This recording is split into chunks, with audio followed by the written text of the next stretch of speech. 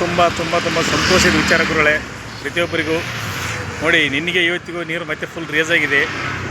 ಒಂದು ಕಡಿಮೆ ಅಂದ್ರೆ ಒಂದು 50-30-40 ಸಾವಿರ ಮೇಲೆ ಇರ್ತದೆ ಗುರುಗಳೇ, 40 ಪೀಸಸ್ ಮೇಲೆ ಇರ್ತದೆ. ನಿನ್ನೆ ಬಾಳೆಹೊನ್ನೂರು, ಕಳಸ, ತೀರ್ಥಹಳ್ಳಿ ಕಡೆ ಮಳೆ ಆಗಿದ್ದರಿಂದ ಇವತ್ತು ನೀರು ರೇಸ್ ಆಗಿದೆ. ಇವತ್ತು ಸ್ವಲ್ಪ ಪರವಾಗಿದೆ, ಮೋಡಾಗಿದೆ, ನೋಡ್ಬೋದು ಬೆಳಗ್ಗೆ ಮತ್ತು ನಾಳೆಗೆ ಗೊತ್ತಾಗೋದಿಲ್ಲ. ಇವತ್ತಿನ ವಿಚಾರ ಭಾಳ ಸೂಪರಾಗಿದೆ. ಗಂಗಾ ತಾಯಿ ಇವತ್ತು ತುಂಬಿ ಇರ್ತಾ ಇದ್ದಾಳೆ. ಸಂತೋಷಕರ ವಿಚಾರ ಇದು, ತುಂಬ ಸಂತೋಷದ ವಿಚಾರನೇ. ನೋಡಿ ನಿನ್ನೆಗೆ ಇವತ್ತಿಗೆ ನೋಡಿ, ನಿನ್ನೆ ವೀಡಿಯೋಗಳನ್ನು ಇಟ್ಕೊಳ್ಳಿ, ಇವತ್ತಿನ ವೀಡಿಯೋಗಳು ಕನ್ಫರ್ಮ್ ಮಾಡಿಕೊಳ್ಳಿ.